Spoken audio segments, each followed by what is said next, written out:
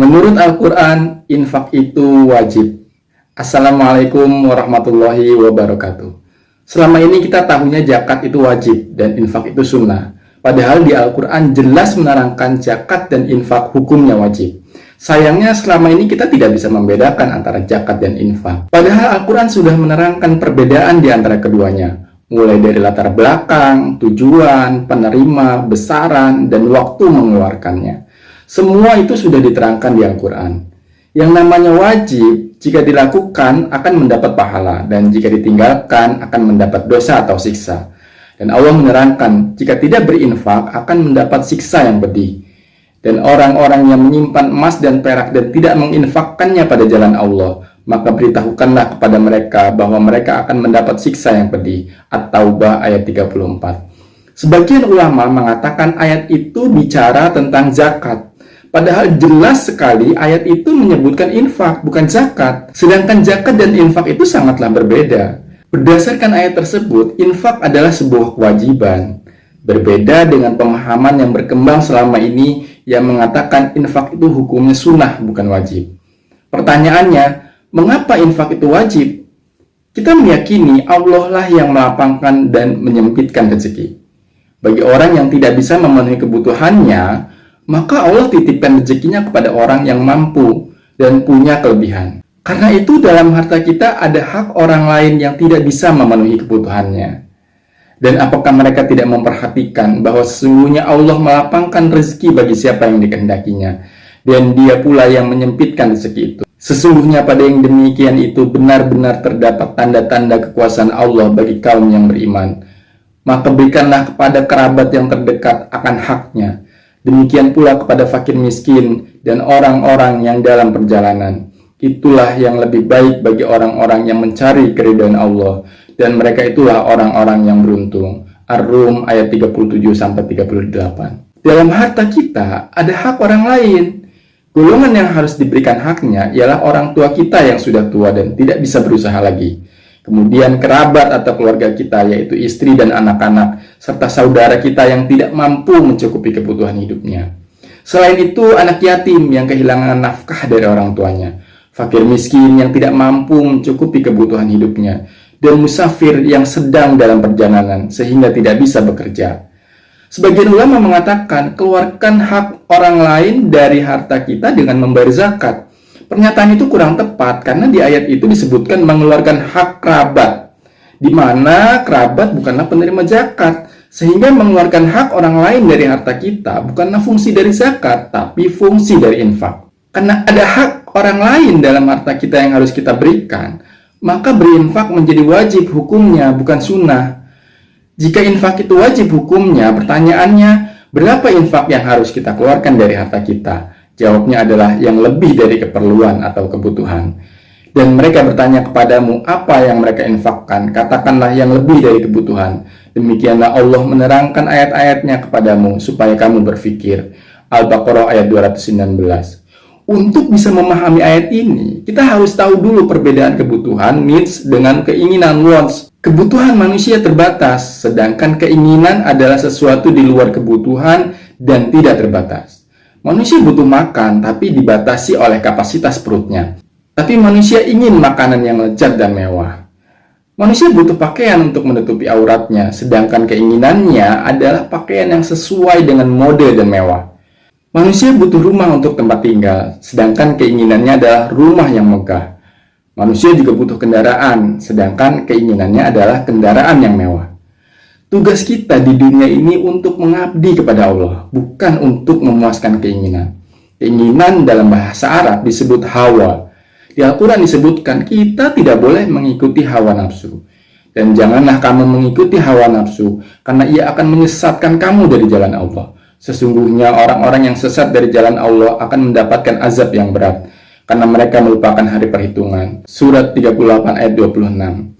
Kita tidak boleh mengikuti hawa nafsu sedikit pun. Ada perbedaan antara nafsu dan hawa nafsu. Nafsu adalah fitrah manusia, seperti makan, minum, dan hubungan biologis suami istri. Karena itu, manusia tidak akan bisa menahan nafsunya. Sebagaimana disebutkan di Al-Quran, Allah mengetahui bahwasannya kamu tidak dapat menahan nafsumu. Al-Baqarah ayat 187. Sedangkan hawa nafsu adalah keinginan yang buruk dan berlebihan di luar batas kebutuhan. Menurut kedua ayat tersebut, kita hidup hanya sebatas kebutuhan. Kalau ada kelebihan di luar kebutuhan, maka harus diinfakkan. Karena di luar kebutuhan adalah hawa nafsu yang akan menyesatkan kita dari jalan Allah. Misalnya penghasilan kita 20 juta sebulan, kebutuhan pribadi 3 juta, maka sisanya yang 17 juta harus diinfakkan kepada yang berhak, bukan disimpan atau ditabung. Siapa saja yang berhak? Pertama, anak dan istri. Kita harus memenuhi kebutuhan mereka terlebih dahulu, karena mereka yang terdekat dengan kita.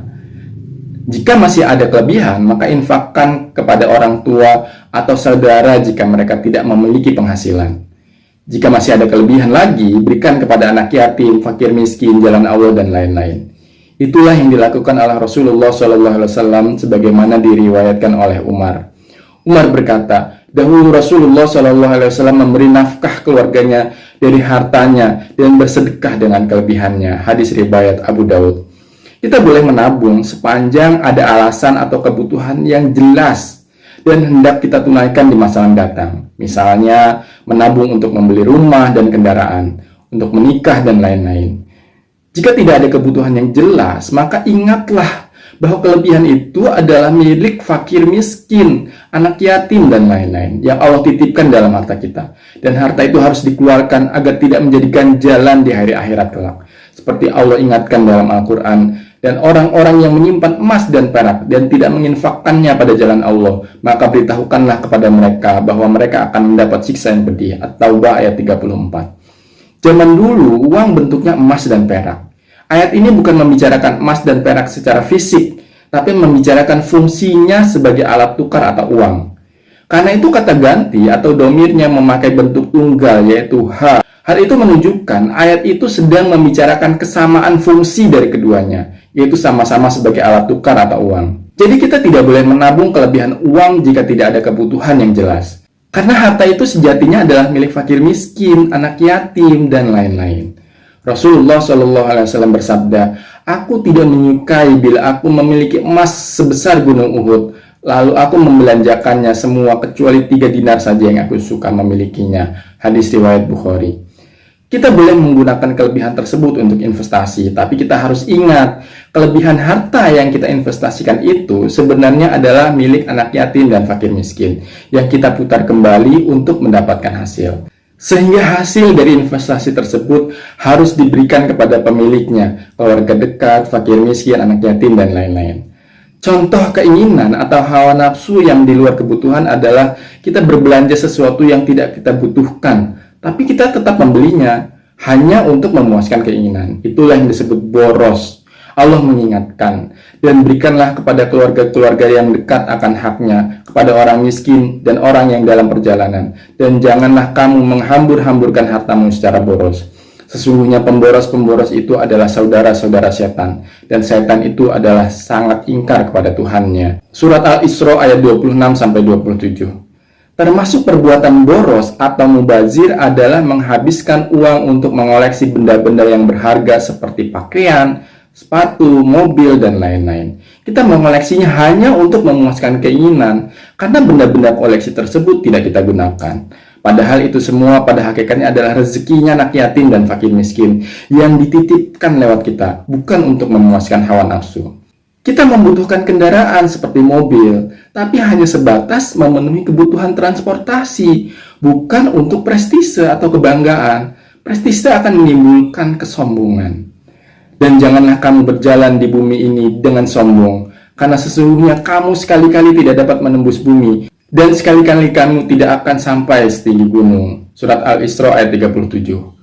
Mobil sekelas Fortuner atau Pajero bisa dijadikan standar kebutuhan kenyamanan. Tapi mobil sport seperti Ferrari atau Porsche yang berharga miliaran termasuk memuaskan keinginan, bukan sekedar memenuhi kebutuhan lagi. Ayat-ayat di atas membuktikan bahwa Allah melarang umatnya untuk hidup bermewah-mewahan. Allah mengingatkan dalam Al-Quran, dan orang-orang yang zolim hanya mementingkan kenikmatan yang mewah yang ada pada mereka, dan mereka adalah orang-orang yang berdosa. Surat Hud ayat 116.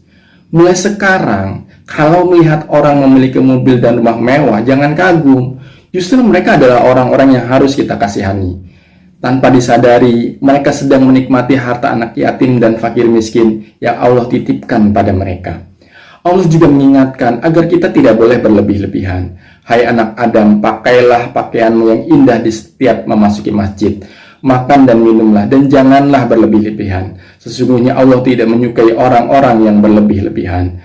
Surat Al-A'raf ayat 31. Pertanyaannya, apa ukurannya berlebih-lebihan? Harus ada ukurannya.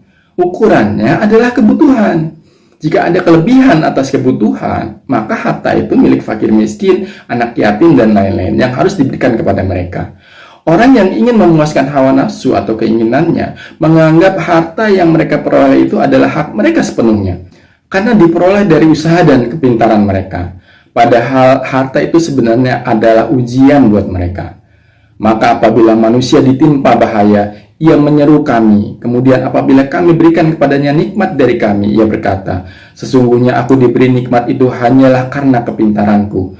Sebenarnya itu adalah ujian, tapi kebanyakan mereka tidak mengetahui. Surat 39 ayat 49. Jika sudah tahu Allah melarang bermewahan dan melarang menyimpan atau menabung kelebihan harta, maka segera ambil semua tabungan atau deposito itu dan berikan kepada yang berhak memilikinya, yaitu anak yatim, fakir miskin, di jalan Allah, dan lain-lain. Jika tidak, maka ketika kita akan mati, barulah kita ingin menginfakkan semuanya, tapi ternyata sudah terlambat. Infakkanlah sebagian dari apa yang telah kami anugerahkan kepadamu sebelum kematian datang kepada salah seorang di antaramu.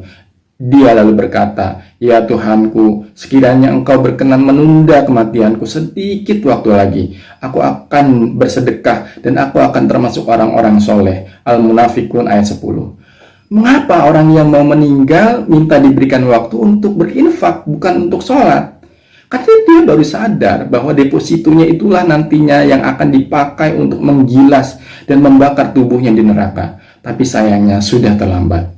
Pada hari dipanaskan emas perak itu dalam neraka jahanam, lalu dibakar dengannya dahi mereka, lambung dan punggung mereka. Lalu dikatakan kepada mereka, inilah harta bendamu yang kamu simpan untuk dirimu sendiri. Maka rasakanlah sekarang akibat dari apa yang kamu simpan itu. At-Taubah ayat 35. Sungguh sangat-sangat mengerikan. Semoga bermanfaat. Wabillahi taufiq wal hidayah. Wassalamualaikum warahmatullahi wabarakatuh.